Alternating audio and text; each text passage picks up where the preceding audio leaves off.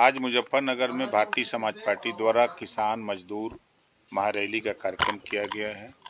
जो आज देश में पक्षी से लेके जानवर से लेके इंसान तक पेट भरता है किसान, उस किसान की समस्या के समाधान के लिए आज़ादी के बाद से लोग लगे हैं, लेकिन बीच में बिचौलिए होते थे। जब से माननीय नरेंद्र मोदी जी प्रधानमंत्री बने हैं, ये बिचौलिए बहुत परेशान हैं। किसान सम्मान निधि योजना बनी, किसानों के लिए सीधे बैंक से किसान के खाते में पैसे जा रहे हैं, इस नाते विपक्ष परेशान है। इलाज के लिए आयुष्मान कार्ड बना 5 लाख रुपए का कि गरीब अपना इलाज करा लेगा, किसान इलाज करा लेगा, नौजवान इलाज करा लेगा। तो अब वो बिचौलिए जो पूर्व की सरकारों के लोग बीच में पैसे लूट लिया करते थे, वो परेशान है।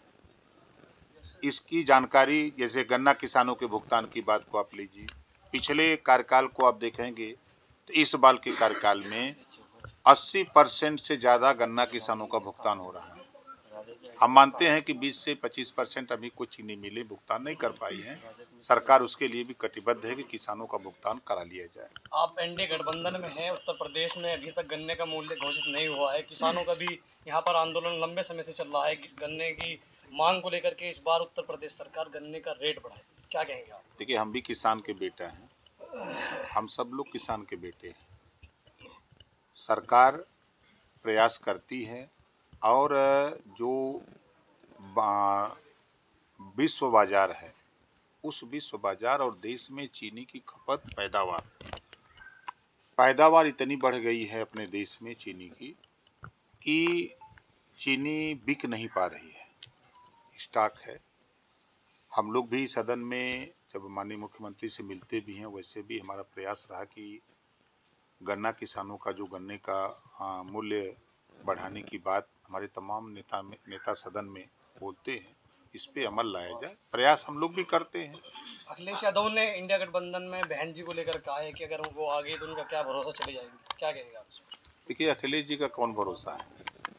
2 बार गठबंधन किए, बसपा से तो नहीं टिक पाए, 2 बार कांग्रेस से किए नहीं टिक पाए, 2 बार आरएलडी से किए नहीं टिक पाए, निषाद पार्टी से किए नहीं टिक पाए, ओम प्रकाश राजभर भारतीय समाज पार्टी से किए नहीं टिक पाए।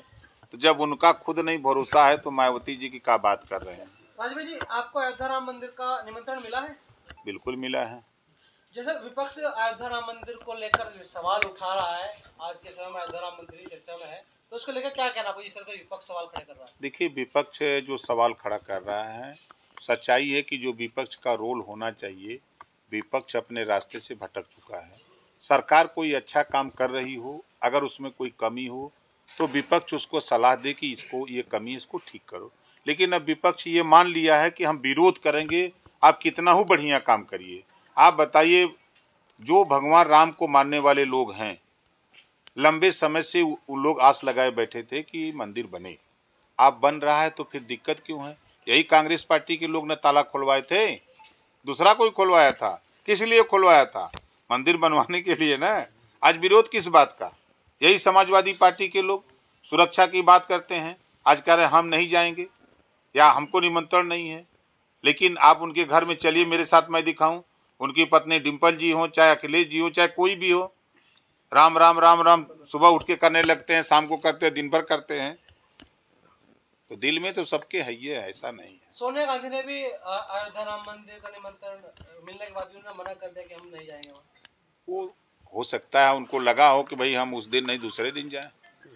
जाति जनगणना की मांग लगातार प्रदेश में हो रही है, अखिलेश यादव भी कह रहे हैं, आपका भी मुद्दा रहा है, क्या आप भी आप चाहते हैं कि जाति जनगणना हो? बिल्कुल, हम जातिवाद जनगणना के पक्षधर हैं और ये भी कह रहा हूँ, जिस तरह महिला आरक्षण मोदी जी ने पास किया, उसी तरह जातिवाद जनगणना भी मोदी जी ही कराएंगे।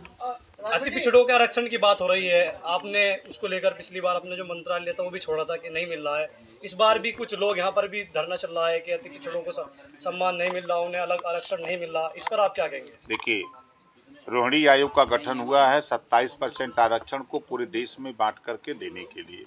इस लड़ाई को ना सपा लड़ती है, ना बसपा लड़ती है, ना कांग्रेस लड़ती है। इस लड़ाई को अगर मजबूती से कोई लड़ता है तो ओम प्रकाश राजभर लड़ते हैं। राजभर जी, मायावती सपा से अपने आप को असुरक्षित महसूस करी, यूपी सरकार से सुरक्षा मांग रही है, उसको लेकर क्या कहना है? 2 जून की गेस्ट हाउस घटना तो आप जान ही रहे हैं, किसने किया था? समाजवादियों ने किया था, जग जाहिर है। तो ये तय है कि आज के जो वर्तमान सरकार है एक कानून के राज है, और सपा की सरकार थी तो उसको लोग गुंडा राज कहते थे। तो अब गुंडा राज में घटना हुई तो उस बात को मायावती जी जो कह रही हैं वो सही कह रही हैं। उनकी सुरक्षा की जिम्मेदारी प्रदेश सरकार की भी है।